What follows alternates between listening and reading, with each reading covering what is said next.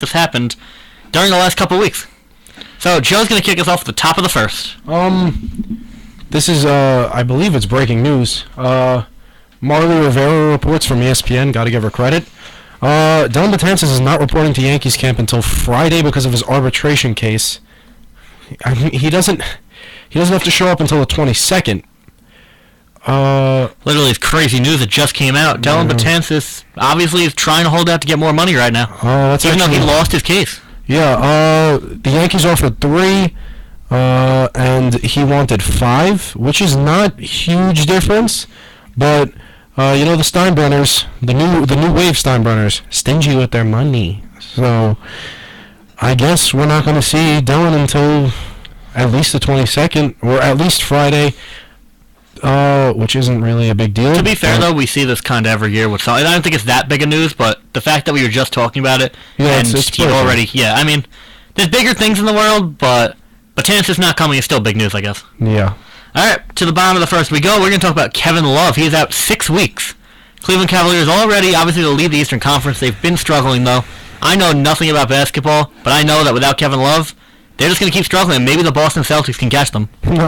Yeah, okay. Not possible? No way. Why is that? Because the Boston Celtics right now are... Isaiah Thomas is one of the best point guards in the NBA. I don't care what anybody says, but I have a problem. They're the Boston Celtics, and, they're not... They can't be... Listen to me. LeBron James is LeBron James. He knows he's LeBron James at this point. He's pretty cocky now. They'll still beat anyone except for Golden State at this point. I don't know. The East is getting as strong as the West. If you really look at it, the Bulls are on like this hot... The Bulls got killed last night, I'm pretty sure. Yeah. By the Heat. And somehow the Heat are still under 500, and they have a 12-game winning streak, I think, or 11 games. But I don't know. If you want to talk... Kevin Love is a huge loss, but we're not talking... He's not the next coming of Christ for that team. They have LeBron James. I agree with that, but the thing is, the Brooklyn Nets, absolutely horrible basketball team, they're going to get the number 1 pick in the draft, most likely. Who does that pick go to? No, they don't. You don't know why? Why? They don't have a pick. No, exactly, thank you. Who does that pick go to? The Boston Celtics. The Boston Celtics own the Nets pick. So that's your next superstar. Coming out of the draft, whoever the Nets were going to get is going to be a Boston Celtic next year. I don't know. The Nets are just a horrible organization, though. No, well, that's because of Billy King. You want to blame people? Blame Billy King. That was the Pearson Garnett trade, right? It was, yes. So this is a genius basketball team. Well, no, Billy King's a dummy. Billy King got fired, thank God. But that he ran that organization into the ground, and so did Jason Kidd to an extent. Jason Kidd will always hold a special spot in my heart, but because of Jason Kidd, it's sort of... That led to the downfall of this team. Well, the Celtics don't need a point guard, obviously. But in the draft, they don't need Lonzo Ball. They don't need Fultz on Washington. What they need is a forward. So that's why I think Josh Jackson from Kansas will probably be the number 1 pick, and he will really help the Celtics next year. Maybe next year, if Jackson's good, the Celtics will finally compete for the Eastern Conference. Okay. You agree with that or no? They'll be competitive. I think they'll get 2. I think there's not going to be a clear-cut 1 other than the Cavaliers for a little time now. So, we've seen in basketball, it's either a big 3 or nothing. So, yeah, you got to have that big 3. And, it's a system that's becoming a reality in the NBA for almost every team. You need to have 3 good players. And Boston does not have 3 considerably, being considered for all-star players. Yeah. You want to take the top of the second? Yeah. We wouldn't be talking about controversy if we weren't talking about Johnny Football. He was practicing, I believe, about 2 weeks ago with a San Diego Chargers football, and everybody was like, "Oh my God, he's going to be a San Diego Charger." Now he's practicing in Patriots gear, so I'm a little bit confused. He's obviously not going to the Patriots. That's a pretty clear cut thing. I think they're going to stick with Jacoby. Brisket of beef. I might sound stupid, but I think it's a better chance Johnny Football winds up in the AFL than going to another NFL football team. Oh, no. That was a good ESPN 30 for 30, by the way. Did you see it? No. This is the AFL. It was really good. I suggest watching that to everybody listening right now. Go detract your ears away from our radio show to go support a multi-billion-dollar national corporation. When you're done listening, you're in the car right now probably, so you can't watch anyone. Oh, you better not. You're driving. But. All right. This is gonna sound even crazier than that, but there's a team in New York that needs a quarterback really bad, and it is not the New York Jets or the Bills. I think it's gonna be. Actually, it's all three. Yeah, it is all three, but I really think he might end up as a Giant because that. I can't go to bed at night going, hey, the future quarterback of the New York Giants is Nassib. That's like, I don't know. Jeez. And Eli Manning is not a mentor, okay? Whatever you say, Eli Manning is not a mentor. He's not. He goes onto the sidelines, he makes weird faces, he comes back out, he throws a pick, and then he starts fondling his shoulder pads, and then he walks off. Okay, and I'm a Giants fan. I'm getting sick of Eli's tactics. Or tactics. Eli could probably start watching with Peyton on Sunday soon. Yeah. They're gonna be sitting on a couch. Going to the bottom of the second, we're going to talk about, as the great Yogi Berra would say, it's like deja vu all over again. Oh my God, shut up. Because in 2003, the Montreal Canadiens fired head coach Michael Therrien, and they hired Claude Julien as their new head coach. Well, this week, the same exact thing happened. Michael Therrien once again out as the Canadiens head coach. Claude Julien, released by the Bruins earlier in the year, is going to take over the leading Atlantic Conference team right now, the Montreal Canadiens. Wait, what? Yeah. You didn't know this? No, I didn't know this. Claude Julien is the new head coach of the Montreal Canadiens. Oh my God. Wait, I'm so confused because Montreal is playing okay? Montreal's playing okay, but look at it. They're winning their conference. I mean, their division, yes. Barely. But with the conference, they aren't as good as the Capitals, the Blue Jackets, the Penguins, and the Rangers. Okay, can we talk about the Capitals, please? Let's just transfer the energy to the Capitals. Well, we got NHL next segment. We might as well save something. Also, we'll save it, but, honestly, come on. The Capitals, the Capitals are just... 11 losses, Islanders, and 3 of them. That's all I'm going to say. Watch out for that playoff series, even though we lost 7-1 last night. Please be quiet. Top of the third. Please be quiet. All right, my turn, right? Yeah. Floyd Bagabones Mayweather. He's like, I'm not coming out of retirement, and then there's reports of him taking the fight with Conor McGregor to a multi-million-dollar deal. I don't know what's BS at this point, honestly. Conor McGregor's a loudmouth. Floyd Mayweather can't read, and he's also a loudmouth. I'm sure Conor McGregor can't read either. But, at this point, I really don't care about this fight. This has gotten so dragged out. They're kicking a dead horse, man. I don't care what Floyd Mayweather says. I don't care what Conor McGregor... We all know Conor McGregor's a loudmouth. He could punch. He's not big. He's a tough guy. Floyd Mayweather could punch. He's a tough guy.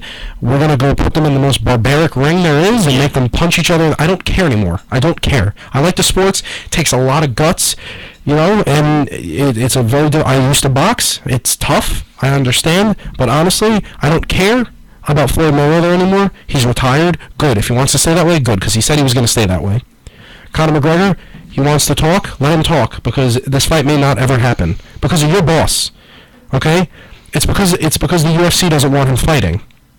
Mm-hmm. Okay, I don't care about this anymore. I'm going to take what you just said and go to the bottom of the third, because the most barbaric ring there is, kayfabe or not, is the Elimination Chamber. And Bray Wyatt came out of the Elimination Chamber and won his first ever WWE Championship. Why is that important? Because the new era in wrestling has finally started. It's time to start watching again, everybody, because Bray Wyatt is taking over as well as the new era. I mean, you look at this guy. This is not... Usually you got your nice, strong guys on the top in the WWE. Vince McMahon loves these guys. He likes the tall, strong guys. But Bray Wyatt weighs about 300 pounds. You know what he looks like, right? Bray Wyatt about 300 pounds, likes the champion. Them tall, strong guys. You know what I'm getting at. Oh my God. Anyway, let's go tear my quads on the side. On Raw, Kevin Owens, also a bigger guy. So they are changing what a champion looks like in the WWE, which is very interesting to me. Okay. Staged or not, it's getting good again, guys. Oh man, you just tune in to the WWE where Bray Wyatt is the WWE champion. Oh my God! Shout out to Bray Husky Harris Wyatt. All right, let's just talk about the Grammys. Okay, actually, we'll talk about the halftime show too for the Super Bowl. I don't know if anyone remembers it. I didn't like it. I didn't really like it. I thought, listen, everybody knows my political stances. I think Lady Gaga. Actually, I don't think any of them do. I don't. If any of you don't, I'm not afraid to say it. I voted for Donald Trump. He's doing some crazy things that I don't like. That's why the Ninth Circuit Court is there. That's why we have checks and balances. Are we going to talk about this land is your land? No, listen. I think Lady That was Gaga, a shot at Trump. Lady Gaga did it very professionally. She didn't say burn Parliament or blow up the White House like Madonna. Okay, she did it very. If that is how you want to protest, that is how you should protest. You're not going to pull a Berkeley and start burning things. If you disagree with the president, go out there, talk. I want to hear your voice. I want to hear your opinion. But I do not want to see you burning things down. I want to hear what you have to say. And most of the time, I will listen. And a lot of people say, well, Republicans, they don't listen. I could say the same thing about Democrats. I could say the same thing about my parents. In any situation, nobody's going to listen. Okay? We all have to be. We all have to be cordial again. Okay? One of my favorite comedians, right, Louis Black, said the White House has been so stuck up ever since alcohol was considered poison by the White House. No presidents drink anymore. No presidents are allowed to have fun anymore. Like Barack Obama really wasn't allowed to have fun in the White House, and now you see he's out with Richard Branson. You need to make the White House looser than it already is, because everybody is so stuck up. It's this. We're becoming a nation of hypocrites, okay? And I'm getting sick of it. We need to all work together. If you don't like Trump, I hate to break it to you, he probably won't get impeached. We're gonna have to deal with at least 4 years of him, okay? If you don't like to hear that, that's how it's gonna be. But I think that as a nation, we need to start working together. The people of the nation first, and then we could force the Senate, the House, to work together, and then eventually the White House, hopefully. Remember when this was a sports show? I remember when it was a sports show. We just went off the topic there. Okay, but wait. Sorry, I have to say something about the Grammys. Let's talk about the Grammys really quick. Adele, Sweep, beautiful.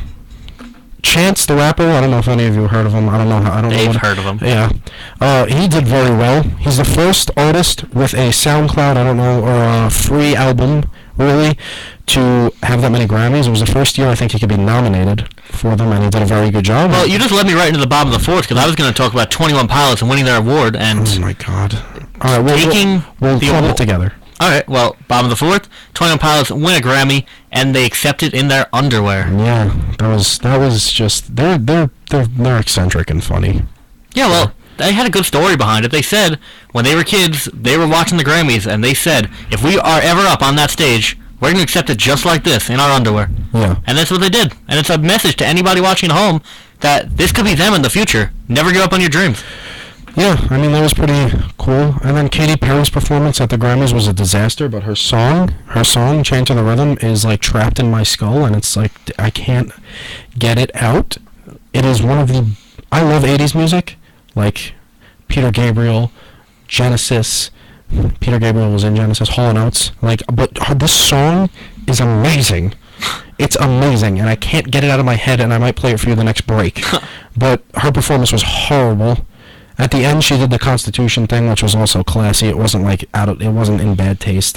People are starting to realize that some of their actions are childish, and them working together and being, human is going to help the situation. Oh my God, I have so many political things. Yeah, and I think that the fourth inning went a little long, so we're going to take it to the top of the fifth. That's you.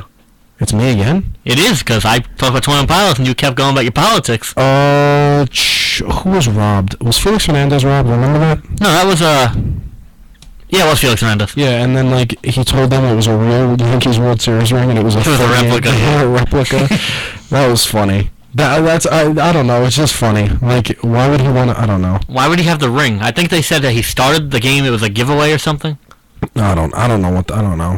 He's not a Yankee fan. And then a while ago, I think Nikita Whitlock was robbed, and that was a really racist thing that they graffitied a swastika on his. It was disgusting. Jeez. And then Quentin Spain was, I don't know, do you know who Quentin Spain is? Quentin Sands? Quentin Spain, shut up. Quentin Spain, he's a Titans player. He got drugged and robbed the other night. Right? Yeah, it was about a week ago, 2 weeks ago. I never heard of that one. Yeah, I $113,000 supposedly. So, yeah, there's so much so much. I don't know. Athletes, they're getting targeted. Yeah, but they have a lot of money. Like, obviously, no one has to get robbed. If someone's gonna get robbed, rob the rich. You're getting. Someone's gonna get robbed. Rob the rich. That's a quote right here. There you go. Well, we talk about robbing people. We're talking about politics. Let's get a little lighthearted in the bottom of the fifth and go back to the WWE. But not really. We're gonna talk about NBA Hall of Famer Shaquille O'Neal getting a match at WrestleMania against the Big Show. What do you think of that? Shaquille O'Neal is getting a match? Shaquille O'Neal is going to face the Big Show at WrestleMania. That's all the rumors, and, Big Show's been training for it. They've been bantering on Twitter. What do you think about Shaq wrestling at WrestleMania? What do I think about Shaq wrestling? I think that his new Arizona drink is pretty good. And we're not getting sponsored. Arizona, pay me, please. But, excuse me. His drink's good. So Cheetos. So, I don't think that, I'm going to watch, only because, I don't really care about the WWE anymore. But Shaq. Yeah, sure, I'll watch a... Imagine Shaquille O'Neal going to the top rope and doing a moonsault. Oh, my God. Jeff Hardy... What is Jeff Hardy's move? The Swanton Bomb? Swanton Bomb. Now, what'll actually happen, Shaquille O'Neal will come in the ring, punch somebody, and that'll be it. Yeah. But that's what just happened. imagine. I don't want to imagine. What inning was that? That was the bottom of the fifth. You're up to the top of the sixth. Top of the sixth. Draymond Green, he's an outspoken type of guy.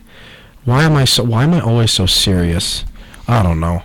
You're not Sports. I'm not fun. Please, keep your mouth shut, okay? There's two people on this radio show. The only reason why you have me on this radio show is because I'm fun. And I bring fun stuff to this radio show, and I carry it. Shout out to Matthew George, not here today. Draymond Green said James Dolan is using his slave master mentality when it comes to Oakley. Let me tell you something. James Dolan is not my favorite man. Charles Oakley is not my favorite man. They are both not good people. So why the heck is all of a sudden there's this outburst, this cry for Charles Oakley? Well, yeah, that was my next segment, which you just stole. Ooh. But Charles Oakley, the whole situation's ridiculous. Mm-hmm. First of all, if he was in a bad mood, it doesn't matter. James Dolan doesn't need to come on the radio, come on all the talk shows and bash him. He's a Nick Great.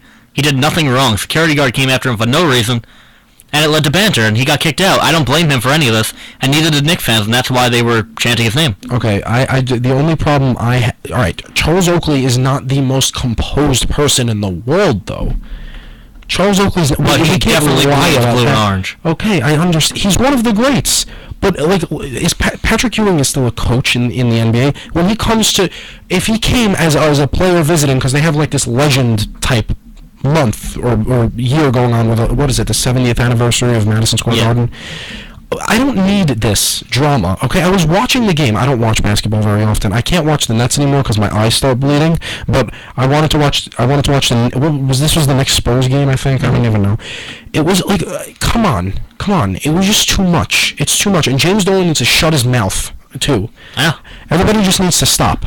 Charles Oakley was on. If he had any grain in his body that said, "Oh, I'm just not gonna," I understand. I don't know what the guard said. But to an extent, everybody needs to calm down.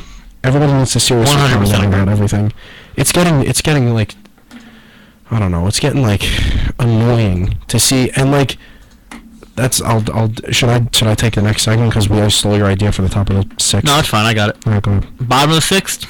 Last time we're going to talk about anything WWE related, but it's not really WWE related. Oh, God. Brock Lesnar retired from MMA. He officially has announced his retirement. He was suspended a year for doping a couple months ago, and now it doesn't matter since he's done. I feel like the only reason he did retire from MMA is because of doping. Why would he want to deal with the punishment when he's not going to fight a lot? He has a contract in the WWE. He obviously wasn't the same when he fought Mark Hunt. It's just, there it is. Shout out to Brock Lesnar. Done with MMA. I don't really care about Brock Lesnar because he's I don't know. Well, you brought up Conor McGregor before, same thing. Yeah, sure. I just don't really care about either of them. But one was your segment. I know one was my segment, but I just wanted to talk about it because I'm sick of it. You got to start talking about things when you're sick of things. But let's talk about the NBA and how they were Adam Silver was I love Adam Silver. I have really no problem with him. I think what he's doing with the LGBTQ other letter community is really cool. I think he's accepting that, and I think what the NHL did was awesome, where they wrapped their sticks in the rainbow colors for the the gay community. I thought that was really cool. Here's my problem. He sent out a memo telling all the NBA teams, you can't tweet bad things, you can't taunt or anything. And what the Atlanta Hawks and the Sacramento Kings did was hysterical. They tweeted back at each other. I'll read just a couple of them. But they go, "Hey guys, hope we have a nice clean game tonight, and let's be nice to each other on social media, okay?" and then Sacramento tweeted, "Did we just become best friends?" And then the Hawks tweeted something like, "We see you, Dwight," when he had a dunk. And then the Sacramento Kings tweet back, "Just outstanding vision, indescribably awesome slam dunk, nice execution." Oh my God! I just love how sarcastic this is. I love it. This is what I want. I want there to be jokes about this. Like I'm like tired of. I'm like, yeah, the NFL, the no fun league, the NBA, the no. I don't know. I can't think of it. I'm not a quick thinker when it comes to that stuff. I listen. Have fun. We need to start having fun again. You're no better though. Me, I like talking about serious things. Casey Ziegler of the New York Islanders comes out the other day and he says we would welcome a gay teammate on our team, and you accused him of being gay. No, I didn't accuse him of being gay. I said there might be someone gay on the roster. How does that mean there's someone gay on the roster? Just because you would accept one. Might be someone gay on the roster. You said there probably is. Probably, okay, probably swings it to about 55%, but still, like, a lot of people have done that. It's not just you. Like, the guy says one thing, and he takes backlash for it. I'm not saying it's backlash. I said maybe there's somebody gay on the Islanders roster. It's 2017. So what? I don't have anything wrong with the homosexual community. I'm not bashing you for that. I'm just saying, like, he's open. I think it's just weird that they only. I didn't see the NHL reporters ask any other team stuff like that. If you go back and look at it, they only asked like Islanders players. Well, it was Gay Pride Night at the Islander game. Yeah, well, it was Gay Pride Night at the Islander game. It was gay. The Nets are one of the most active in the community when it comes to that stuff. Just because of Jason Collins? Well, no, oh my God, no. Well, the NBA is active with that stuff too because of Adam Silver. I just praised Adam Silver for that. That's true.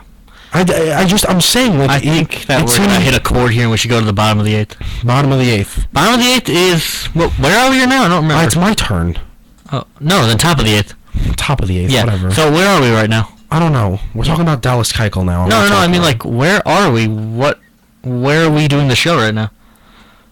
It's your turn. I own a college. Yeah, and you really wanted to go through this without talking about Iona basketball? Like, come on now. God. Iona basketball, 17-10. They took a bad loss to Canisius. 17-10 is not good for the MAAC, sorry. I just started going here. Wait, what, is it like one of those Grand Macs at McDonald's, or is it like one of the junior? They have like 27 different Macs. All right, we can't bash the basketball team in Iona.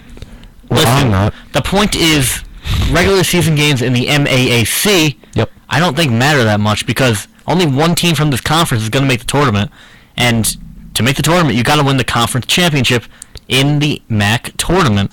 So all these games are nice for seeding, but the MAC tournament is where it all starts, and that's coming soon. It's about 2 weeks away in Albany. That's when Iona basketball becomes big again.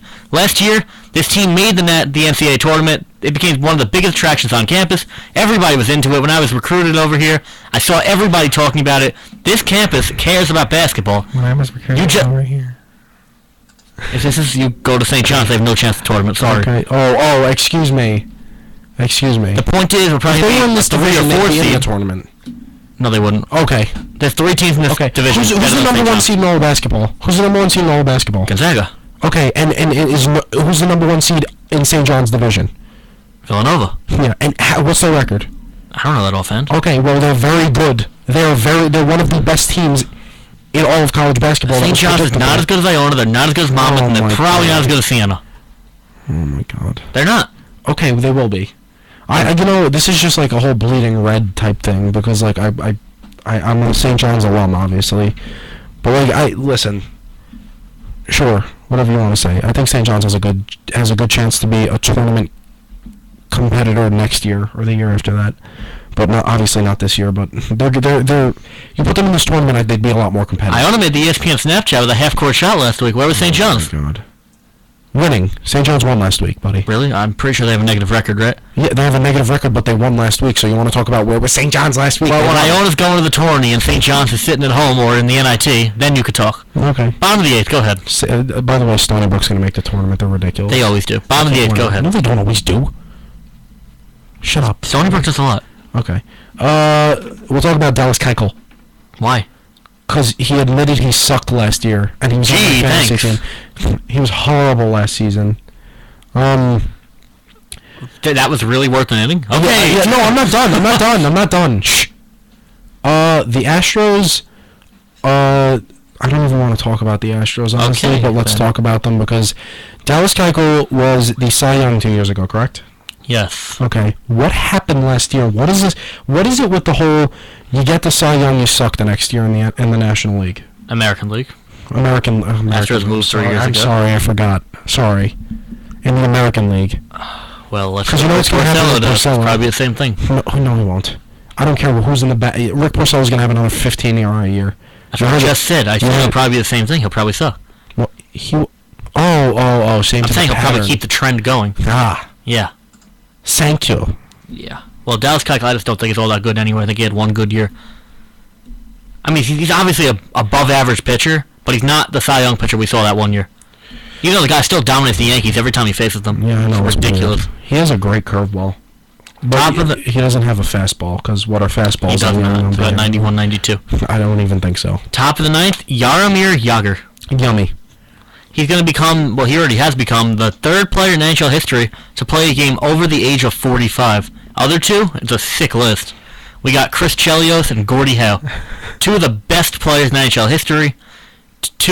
They're both on the NHL Top 100 team we saw in the All-Star break.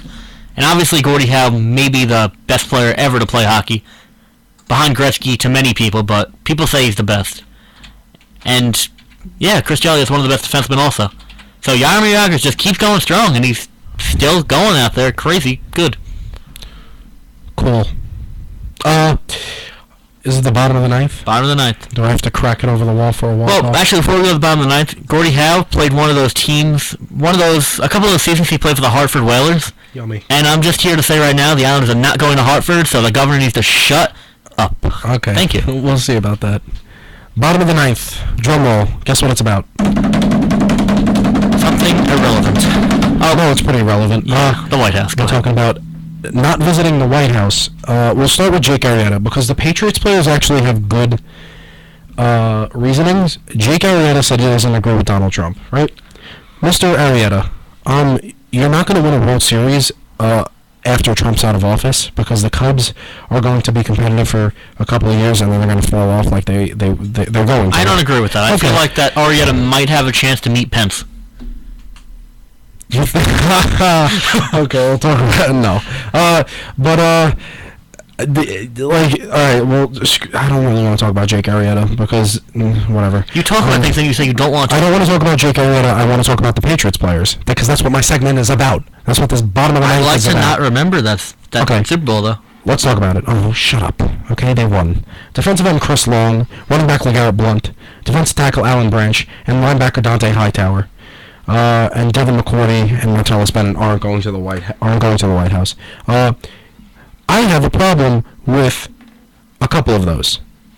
Dante Hightower is not going because he said he's been there, done that. It's not about politics, okay? It's not about the whole I disagree with the president thing, right? Yeah. If we look at if you look at when Obama was in office, right? Players that were hardcore Republicans went to go visit him, right? Mm-hmm. Okay, so I just think nobody cares about what rich people. Didn't Mike Napoli not go to the White House one year Obama was there, when he's on the Red Sox or something? It wasn't, but I don't think it was because he disagreed with him. I think he just had a thing. I don't remember that. I don't know, but McCourty and Bennett were talking about how they didn't want to go because of political differences. I don't know. There's too much tension. I just think we need to, if you disagree with Trump, you would have more guts going to the White House and showing your face there than you would sitting at home and watching your teammates at the White House. Yeah, I just think it's like, just go and... I'm interested to see what Trump says, though. Obama always made his jokes when he, introduced the team and everything. What is Trump going to do? He's going to go, I love it. It's good. They're great. The best team. Robert Kraft is the best owner. Tom Brady, you might be the greatest quarterback of all time, but I'm the greatest man of all time. Coach Bill Belichick is beautiful. It's going to be great. It's wonderful. You sound more like Alex Baldwin than Donald Trump. No, that's the joke, okay? Talking like Donald Trump, it's funny if you sound slightly off, because it's true. Well, this segment's gone on a really long time. I really loved it. Nope.